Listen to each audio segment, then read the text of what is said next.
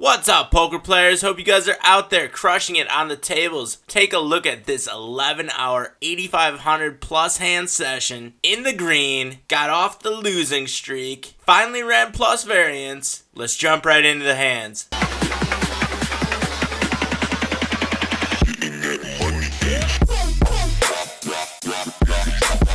Starting it out at the 50 NL table, we have pocket kings playing from the small blind. We get an open from the cutoff. The button calls. The opener is a regular, strong player. The button is recreational, a little bit weaker. I am putting in a 3-bet here, make it $6. 4x the open to go. The big blind calls, who is also a recreational player, but has pretty decent numbers so far. The original opener calls the 3-bet, and the button gets out of the way. Three of us see the flop. There's 1950 in the pot, and the flop is queen high, two-tone, 2 hearts on the board. I elect to lead out. I make it less than half pot, 750 to go. The big blind makes a call, and the cutoff gets out of the way. Turn is the deuce of hearts. The only hand that really improves is a flush draw. I elect to just check here on the turn, and will pretty much call down any bet. We do get a bet of $20. I make a call. The river is the 6 of diamonds. I check again, and I'm going to call any river bet. I do make the call when our opponent jams all in, and they jammed all in with a missed flush draw. Ace high, and we take down that pot with the pocket kings. And now we have king queen suited playing from under the gun. We are at a 100 NL table, putting in a min open here, and we get a 3-bet from a regular to our left. We get a call of the 3-bet from a fishy player playing in under the gun +2. It is $4 for us to make a call here. We are deep stacked, and even though we're going to be playing from out of position against these players, I think it is worth it to play this hand, especially when we have a very fishy player, very recreational, high VPIP.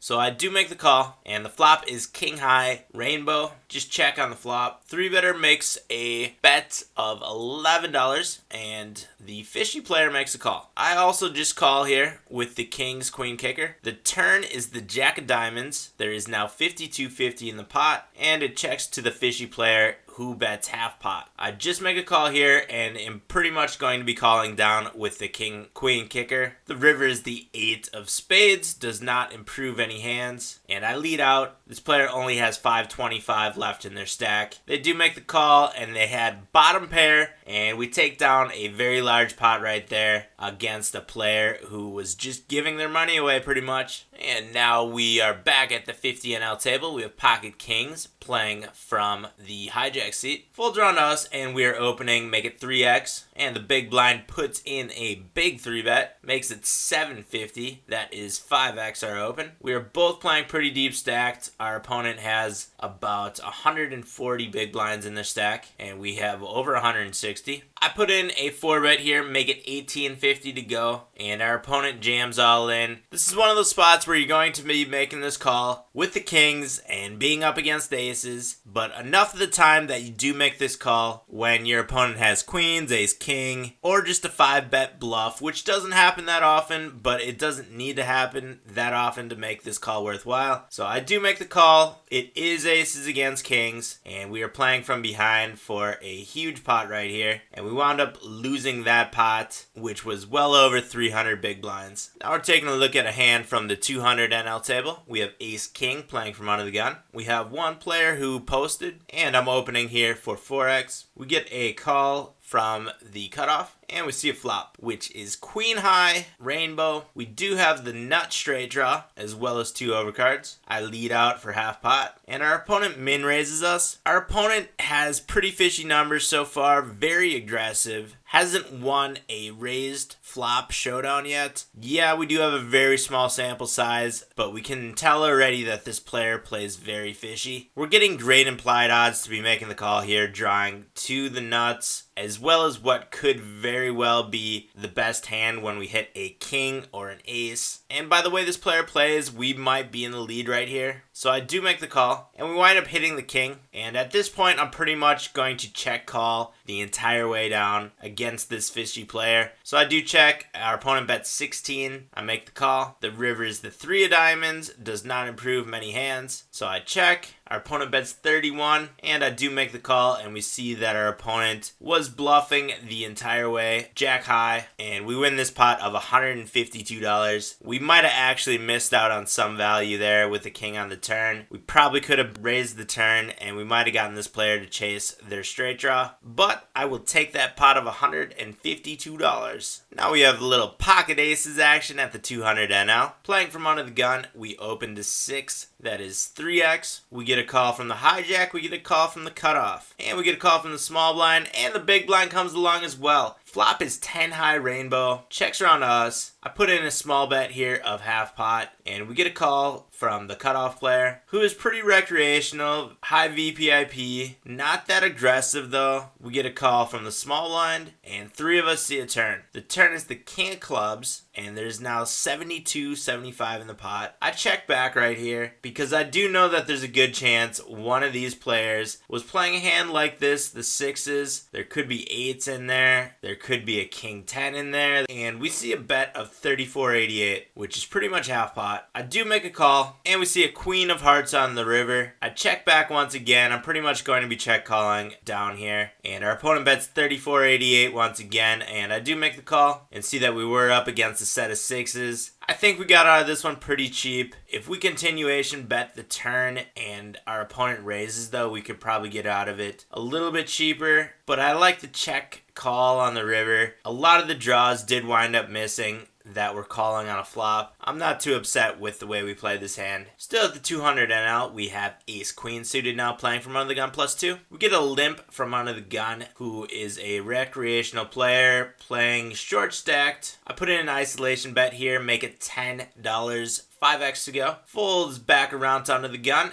who makes a call, and we see a flop. Flop is queen high, monotone, all diamonds. We have top pair, top kicker. Our opponent checks, and I put in a continuation bet here, which our opponent makes a call, and we see a turn, the 10 of clubs, and our opponent leads out. Before our opponent leads out though, we can see our opponent was at $72. There is 45 in the pot. Pot to stack ratio is less than 2. We are pretty much pot committed here. So when our opponent makes the bet of 28.40, I do make the call. The river is the 8 of hearts, and our opponent gets the rest of their chips in the pot on the river, and I'm going to be making the call right here. And we were up against a king queen, outkicked our opponent for this almost $200 pot. Now we are looking at a short-handed hand at the 200 NL. Small blind opens for 6, 3x, and I put in a 3-bet here, being in position with ace queen against a player who has a wide opening range, and we get a 4-bet jam into us. It's about $90 for us to make the call here. It is 1.38 to 1 odds, and are we going to be ahead of most of our opponent's range here? Our opponent is 3-betting a wide range, opening a wide range, possibly 4-betting a wide range. Pretty recreational so far. We only have 112 hands on this player. Has shown down pretty well though, but does play very aggressive with that 7.5 aggression factor. So I do believe that our opponent would be making this play with some ace jacks, ace 10s, maybe king queens, probably pocket 9s and up.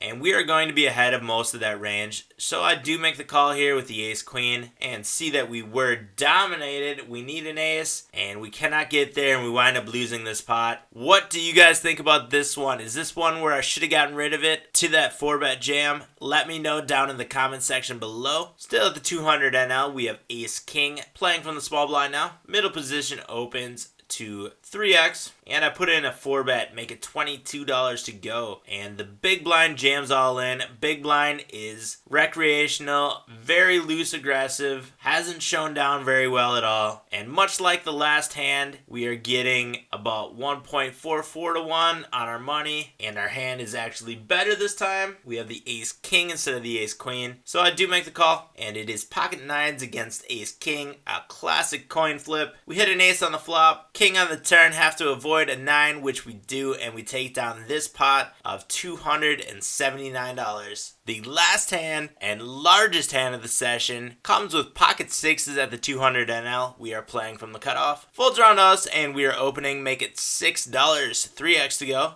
And we get a 3-bet from the small blind. Big blind comes along. It is $10 for us to call here into a pot of 38. And we are playing in position against two fairly large stacks. The big blind is a bit larger, but we are still getting great odds here to make the call and try to hit a 6, which is most likely what we need to win this hand. So I do make the call, and we wind up flopping a 6. Hitting middle set, there's $48 in the pot. Small blind decides to slow up now, and the big blind leads out for 15-20. I just make a call here not to give away the value of our hand. There's now $78.40 in the pot. Big blind bets $37.70, and once again, I just make a call here. There is not too many draws here that this player could be playing on a board like this, and the river is the jack of diamonds. Big blind checks, and this time I'm going to be betting for value because we hit our boat on the river. And I do get it all in, and our opponent makes the call with queens, and we wind up taking down this pot with a full house sixes over jacks. $416 pot, and somehow we only managed to win $17.43 on this session, but you know what, that's a winning session nonetheless, and I will take it. Head down to the video description to check out links to